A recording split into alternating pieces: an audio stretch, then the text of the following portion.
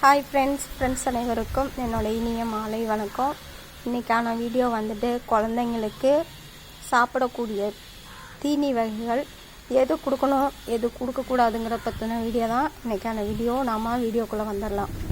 அதாவது இப்போ வந்துட்டு வீட்டில் செஞ்சு கொடுக்குற தீனியை விட தாய்மார்கள் வந்துட்டு கடையில் விற்கிற தீனி தான் குழந்தைங்களுக்கு அதிகமாக வாங்கி கொடுக்குறாங்க.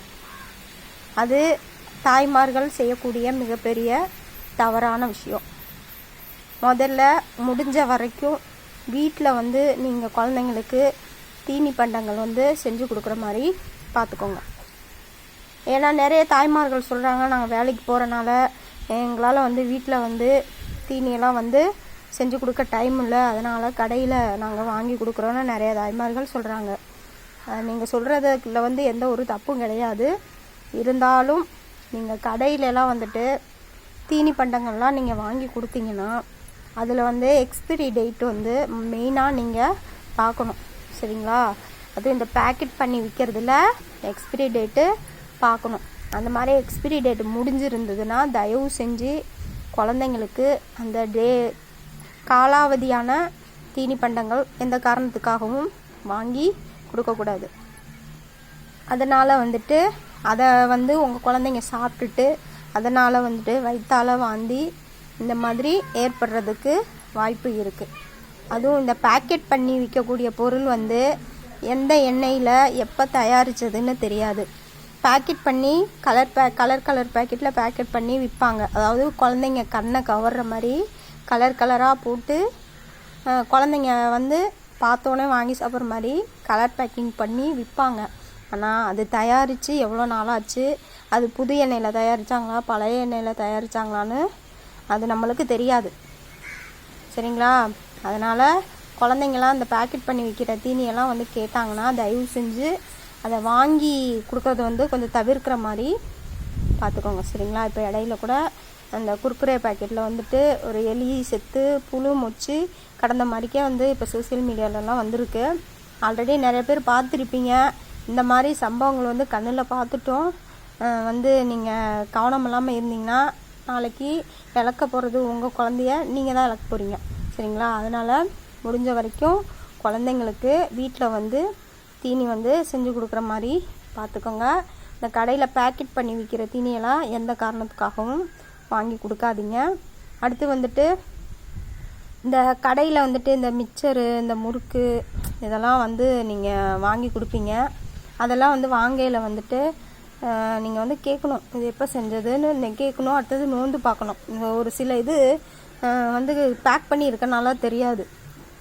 அதை பிரித்தோன்னா பார்த்தோம்னா அதில் ஒரு சிக்கு வாடை மாதிரி அடிக்கும். உடனே அதை நம்ம குழந்தை சாப்பிட்டுச்சுன்னா என்ன ஆகும்? வயிற்றால வாந்தி இந்த மாதிரி ஏறி நம்ம நம்ம குழந்தைய ஆஸ்பத்திரிக்கு தூக்கிட்டு போகிற நிலைமைக்கு வந்துடும். அந்த ஸ்டேஜுக்கு தயவு செஞ்சு குழந்தைங்கள கொண்டுட்டு போகாதீங்க.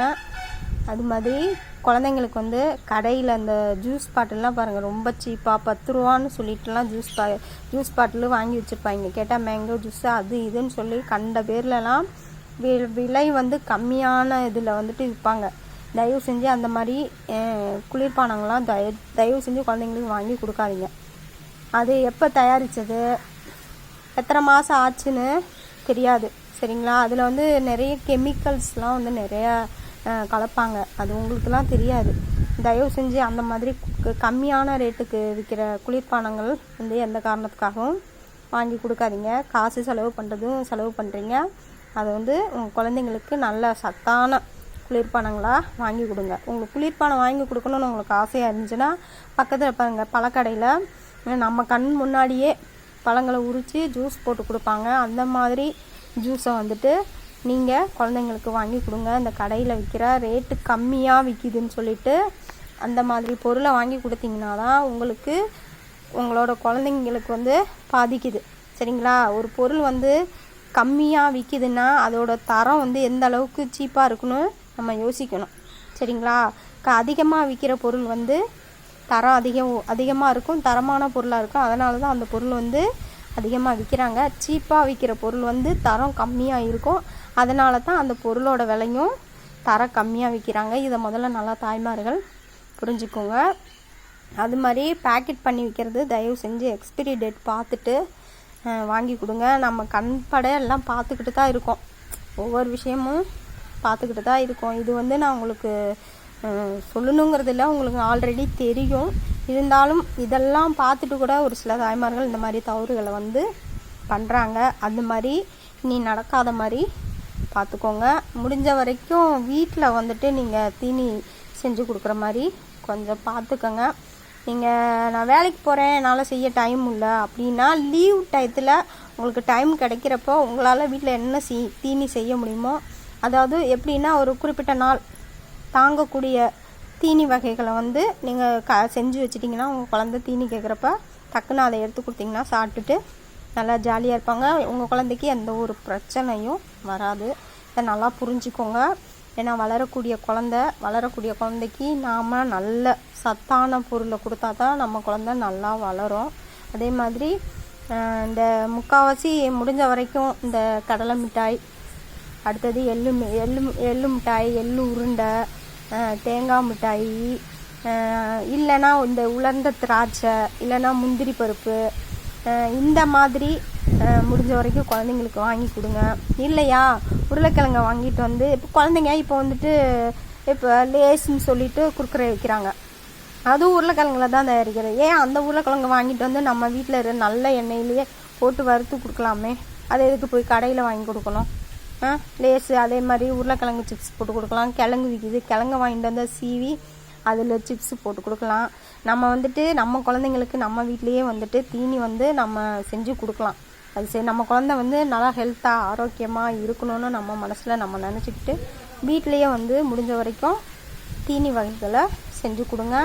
கடையில் வந்துட்டு இந்த காலாவதியான பொருளை வந்து எந்த காரணத்துக்காகவும் வாங்கி கொடுக்காதீங்க. இப்போல்லாம் டிவி நியூஸில் பார்த்துக்கிட்டே இருக்கீங்க, ஒவ்வொரு இடத்துலையும் ஒவ்வொரு கடையில் ஒவ்வொரு ஜூஸை குடித்து ஒவ்வொரு ஸ்நாக்ஸு சாப்பிட்டு வந்து குழந்தைங்க வந்து ரொம்ப பாதிக்கப்பட்டிருக்காங்கன்னு சோசியல் மீடியாவில் கண்ணுப்பட பார்த்துட்ருக்கீங்க. தெரிஞ்சும் இந்த தவறை வந்து தாய்மார்கள் வந்து பண்ணாதீங்க. ஏன்னா உங்கள் குழந்தைங்களோட சேஃப்காக தான் நான் வந்து சொல்கிறேன்.